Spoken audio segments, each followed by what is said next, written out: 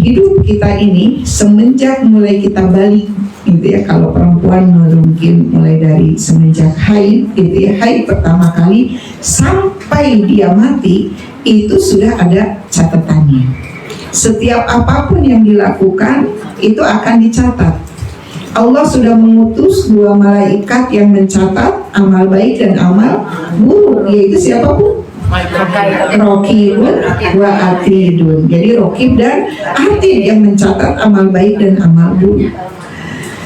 Nah, makanya ketika kita mulai balik, baik laki-laki maupun perempuan, kalau mungkin laki-laki ditandai dengan, kalau dulu ya dimulai dengan mimpi basah gitu ya, mimpi basah, kemudian kalau perempuan haid.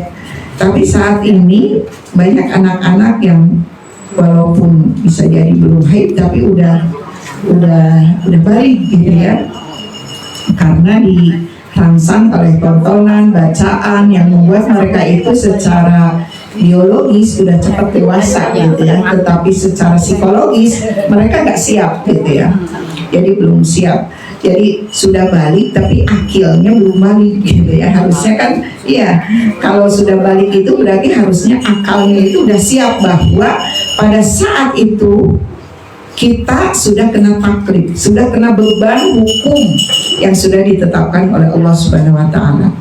Kalau di dalam hukum itu ada 5 hukum, yang hukum syara itu ya, mulai dari wajib, sunnah, makruh, mubah, dan haram. Nih, dimulai dari balik itu sudah kena tuh.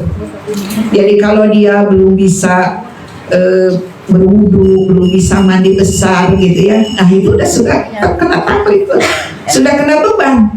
Maka tanggung jawab kita sebagai orang tua mempersiapkan bagaimana anak-anak kita itu dari jauh sebelum balik, bukan setelah balik baru diajarin nyuci kotorannya gitu ya, nyuci darahnya, kemudian bagaimana mandinya, mandi besarnya.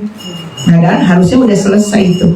Jadi mereka sudah siap, baik mulai dari sholatnya gitu ya, dan kewajiban lainnya, yaitu mulai dari menutup aurat, kewajiban dia menuntut ilmu, kewajiban dia ketika Ramadan, puasa Ramadan, dan lain sebagainya, kewajiban-kewajiban yang lain yang sudah kena kepada orang dewasa. Nah, maka kasihan anak-anak sekarang itu secara biologis cepat banget gitu ya, tetapi secara akil, makanya kan disebut akil balik gitu ya, akalnya belum siap. Karena apa? Tidak disiapkan oleh orang tuanya. Dulu mungkin kita masih kecil masih banyak tuh di masjid-masjid pengajian anak-anak ya, mulai diajari dari iftitah gitu ya, mulai dari takbiratul ihram sampai ke at-tahiyat, terus nantinya ada TPA, ada TPQ gitu. Sekarang ada anak-anak kita ayo aja dikasih HP gitu ya, main game dan lain sebagainya. Begitu mereka sudah balik nggak ngerti apa-apa, nggak ngerti mereka itu harus mandi. Bahkan bisa jadi nih, bisa jadi ya, mungkin bukan di sini ibu-ibu pernah nggak nanyain ketika dulu punya anak laki-laki, kamu sudah mimpi basah belum? Pernah nanya nggak ibu? Tapi saya nanya anak laki-laki. Jadi harus ditanya sudah mimpi basah apa belum? Atau misalnya disebutkan ya udah, apa ya, yang mimpi basah karena memang keluar seperti kimis itu gitu ya, itu adalah sperma sebenarnya, karena sudah diawali dengan mimpi ketika tidurnya. Jadi kalau kita nggak pernah nanya-nanya acan, ya, kalau dalam bahasa Sunda gitu ya, apalagi mempersiapkan anaknya siap untuk menerima taklif hukum syara. Padahal sejak itulah malaikat mencatat tuh amal baik, amal buruk gitu ya, terus dicatat itu sampai nanti dia meninggal gitu ya, si kitabnya disimpan catatannya, kemudian nanti di padang mahsyar baru itu dibagikan catatan amalnya. Jadi harusnya kita itu mempersiapkan itu. Nah, sekarang orang tua lebih sibuk kepada bagaimana nih anaknya potensinya. So potensinya supaya ke nyanyi, ke dansa, ke joget, ke apa gitu ya, bahkan jadi YouTuber, jadi apa gitu ya, diarahkannya ke situ, tetapi tidak pernah mempersiapkan secara akalnya dia siap menerima taklif hukum syara. Padahal itu nggak ada yang dilewat oleh malaikat. dicatat semuanya. Berarti siapa yang akan dimintai pertanggungjawaban yang paling pertama? Ayahnya yang akan ditanya.